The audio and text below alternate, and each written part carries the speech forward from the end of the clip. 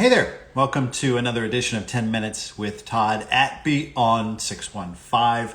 So much of the Christian music industry just comes from Nashville, Tennessee, which the area code is the 615. So that's what we have going on now. This is about celebrating someone in the Christian music industry space, whether it's radio or label or artist, and someone who is in the whole chain link of getting Christian music out to streams and radio. So we only have 10 minutes to do that. And this is episode number 17. And today's guest is Red Street Records singer-songwriter Cade Thompson. I'm waiting for Cade to send me a request here. That's why I kind of got weirded out and mispronounced his record label name. I feel so bad. Cade, bro, send me a request.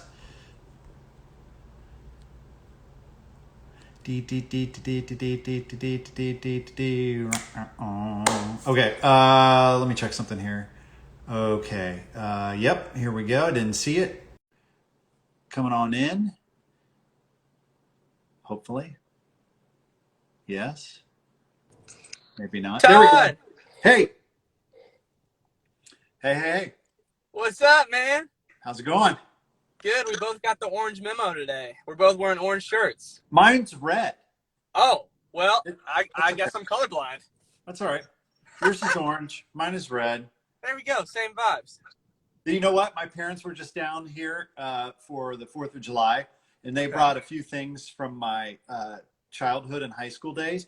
This was my state championship basketball t-shirt from 1989. I was like, I can still sport that. Come on, man. That's awesome.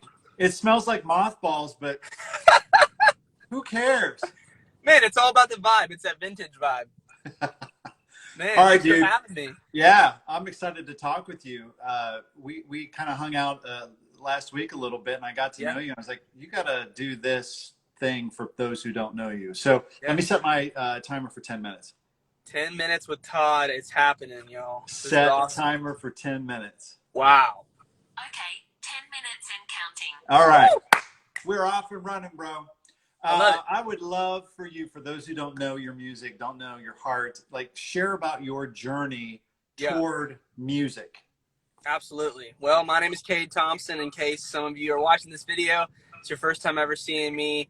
I currently live in Franklin, Tennessee, and I was born in Joplin, Missouri, and then eventually moved to Sioux Falls, South Dakota. I was raised in the church. My mom was a children's pastor, a youth pastor, was in ministry growing up, and really at a young age, I saw that there was something so special about choosing to follow Jesus. And it wasn't just going to church, but it was actually following and walking in relationship with him. And at a young age, that relationship began to change the way that I lived and loved in this world. And alongside the church was also this awesome thing that we call Christian radio. And I just remember listening to Christian radio, going to school, going to practice. And at a young age, man, it just had such an impact on my life. And now here we are, 15 years later from those moments. And it's so cool to see God using the power of Christian radio to reach people's lives. So how did you know God was drawing you into the music business and not sports or being an accountant?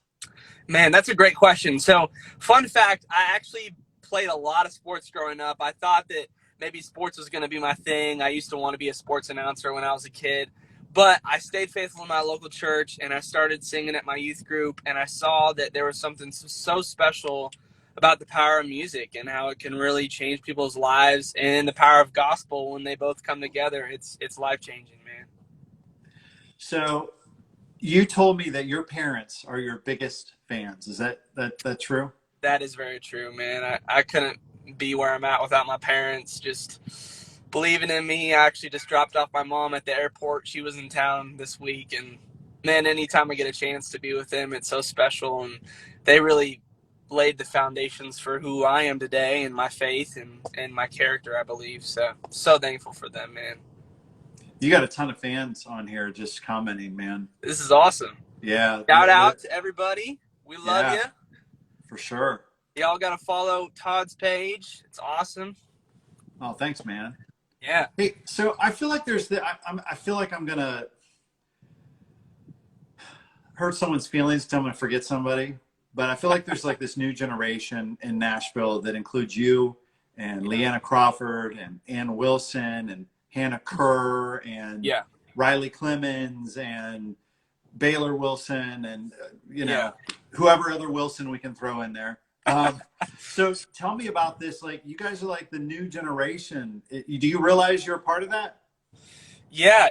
When you say it that way, it kind of hits me like, wow, we are the next generation of Christian music.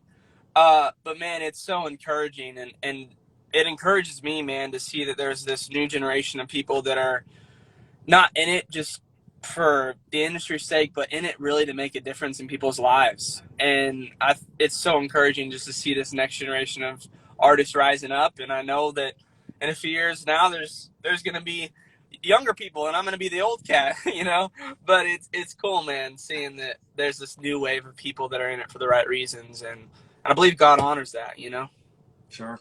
Now I'm going to put you on the spot with this question. Yeah. So there's like, there's Zach Williams and Josh Baldwin and Josh Wilson and I don't know who I'm leaving. I'm going to leave somebody out, but I feel like those guys are a little bit older. Yep. And the names that I mentioned, there was like all girls and one guy. What's the deal with that? Dude, I don't know. All I know is that for a long time there have not been a lot of female Christian artists in the space, and it's encouraging for me to see that there's kind of a new wave of that stepping in, because there's so many young women that need to be reached on a relatable level that I believe those artists are reaching them in such a powerful and such a beautiful way, man. And it's encouraging to know that, male or female, people are being reached, and that's a beautiful thing, man. And the cool thing about it too, I think a lot of people aren't doing the solo thing like what you're doing, which I don't know is more difficult or easier at this point, but you have the elevation worships and the elevation rhythms and the hill songs and the Bethels and all that, where there are a bunch of younger artists like someone your age that are, collaborating in that space. Right. Yeah. There's a lot of worship groups popping up, right? Worship is a very big thing. We just talked about it last week, grabbing coffee. But it's cool, man. I'm excited where the industry's at, and I'm just so honored that I get to be a part of this next generation of Christian music. And, it's cool to now be playing shows and see people that are saying, hey, I've heard your song on the radio and I've been interacting with it. And it's just so sweet, man. Yeah. Every Step of the Way was a great song from you. Thank I know you, that the big radio station that's everywhere, K-Love, played that. Yeah. And is it true they're playing your new song as well? They haven't added the new song "Source of Life" yet. No. Okay.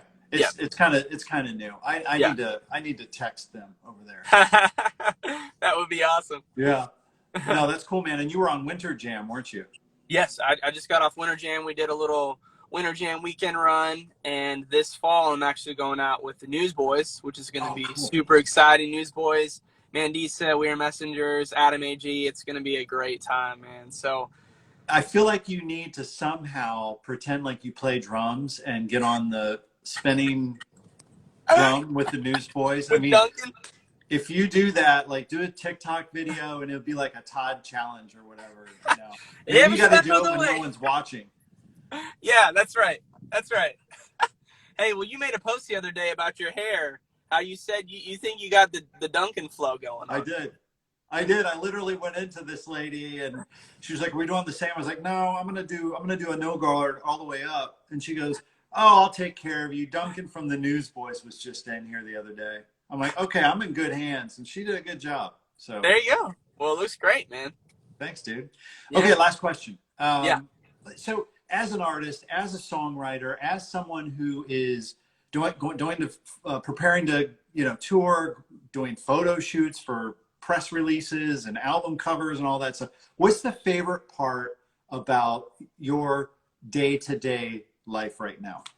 Man, that's a great question. I think for me, after a year like this past year where we're all cooped up inside, I was doing this a ton last year, just singing on Instagram Live, Bible studies, all of that. And I'm so thankful for this online platform, don't get me wrong, but man, there's just something so powerful now about being out on the road and seeing people's faces, seeing people's smiles, And now after a year of kind of watching God build this thing and having the radio leverage and platform, it's so cool to be playing shows and look out in the crowd and people know the music, and then they're sharing these stories of how certain songs are connecting with them on a heart-to-heart level at the merch booth tables, man. And that's something that I never ever want to take for granted. I'm so thankful for the power of Christian music and Christian radio that enables that to happen and the ministry to happen, and to see that, man, for me, it's more than just the music. It's really about the mission and the ministry,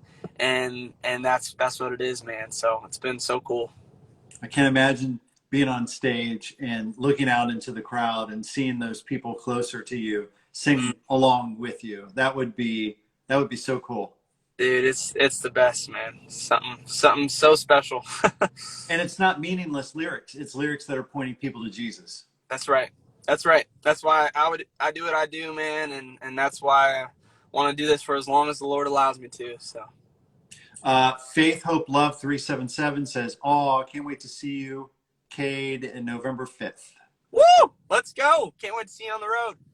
November 5th. So yeah, catch Cade Thompson. Obviously, most of these people on here are coming from your page, not mine. So they know how to find you. But just in case there's one person or half of a person, where's the best place to find you on Instagram or YouTube or wherever else you might be? Yeah, you can find me right here on Instagram. You can find me on my website, cadethompsonmusic.com. Wherever you listen to music, you can just type in Cade Thompson. You'll see it. You'll see the music. You'll hear the music.